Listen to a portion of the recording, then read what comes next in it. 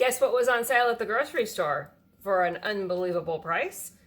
Let's pickle some cauliflower. This is our journey.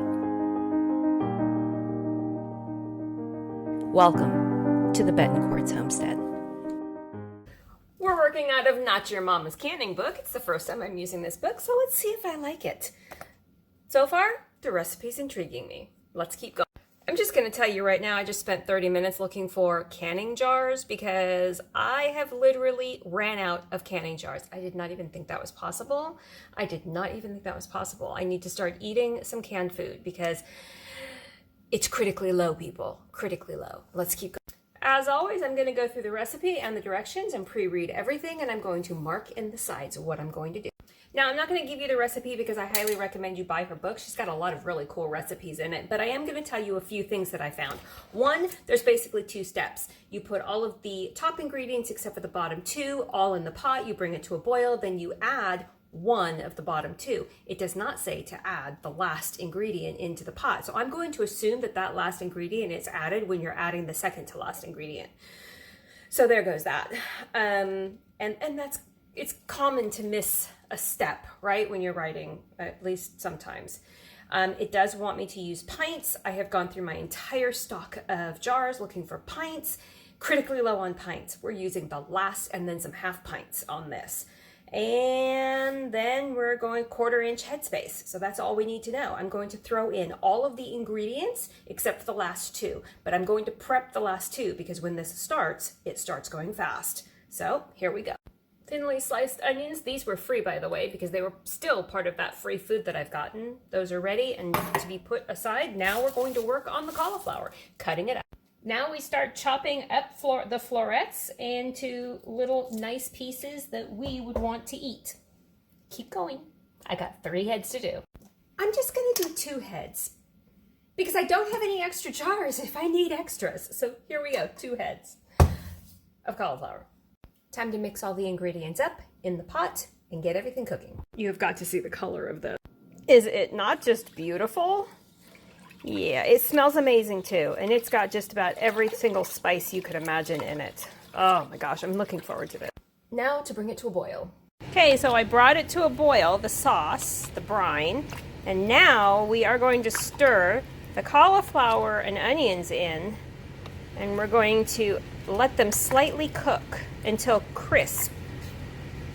Moist, mushy crisp. Let's read that again. Simmer until gently crisp tender. What is crisp tender? You have to see the color. It looks like buttered popcorn.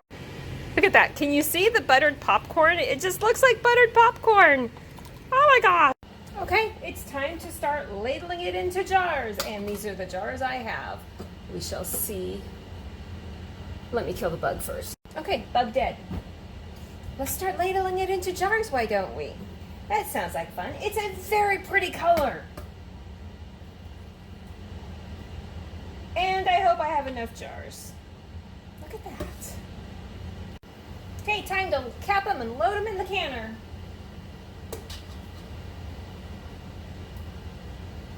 I'm so excited. It smells so good. Okay, so while that processes, I had a little bit of extra brine left over. So I tried the little bit that didn't fit into one of the jars.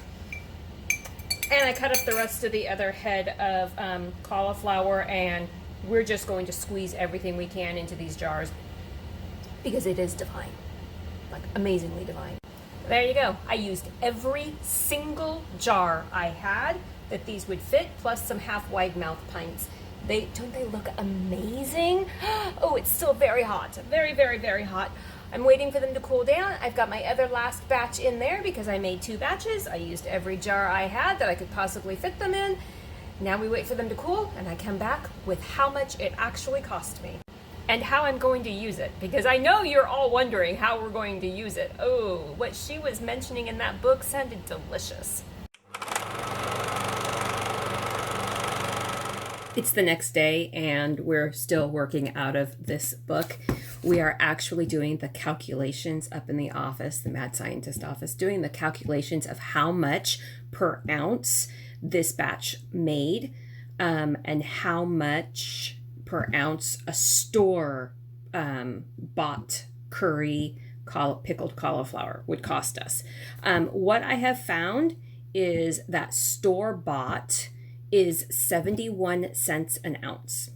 Let me get back to you and share with you how much it actually cost me and how much I saved. Do you ever have one of those moments where you sit there and you look at the figure and you're like, that can't possibly be right? Let's go wash the jars. Okay, this is the part of the day where we wash our jars, get our water warm and our dish rag soaked up, and we talk about what we're doing. Now we're going to talk about 2 recipes because we're going to wash 2 jars. Yesterday you saw me, you watched me, and I watched you through pickling cauliflower. But then I also went to this book and pickled asparagus because Safeway had a sale. It was $1.25 a pound for cauliflower and asparagus. So I picked up both. Now, that was a Friday special. It's not going on right now because it was just for Friday. But when you can pick up cauliflower and asparagus, it usually goes for $2 a pound in my neighborhood, in my area. I really need to start growing it. I think I'm going to seed some this year.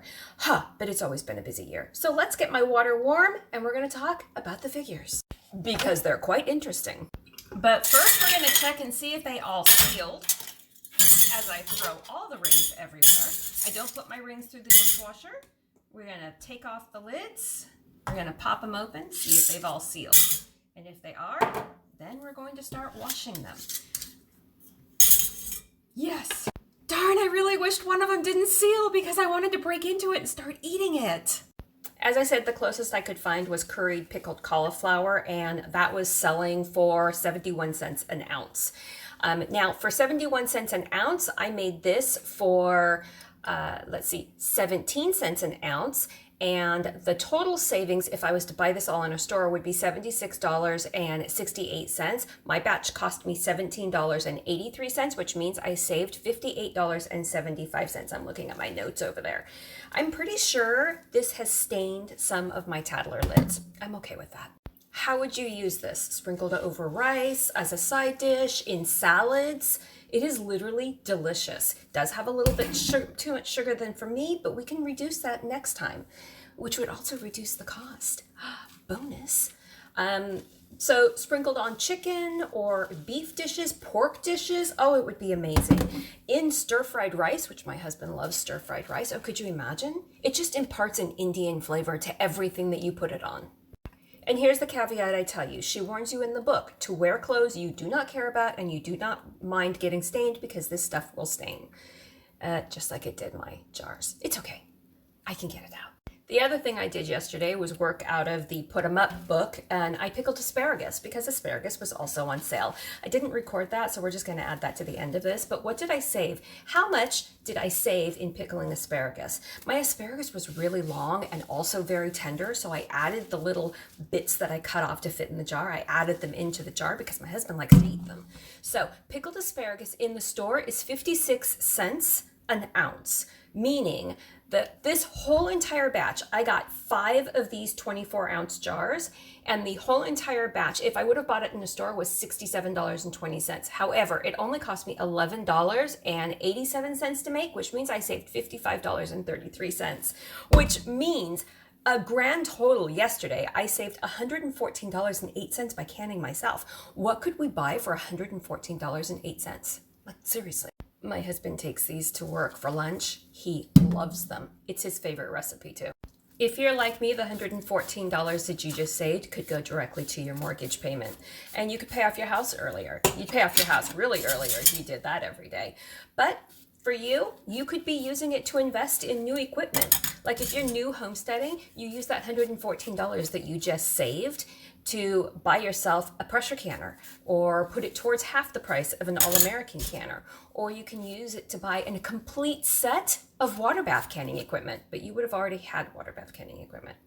Oh well. Now you know what I know. Have a great day, you guys.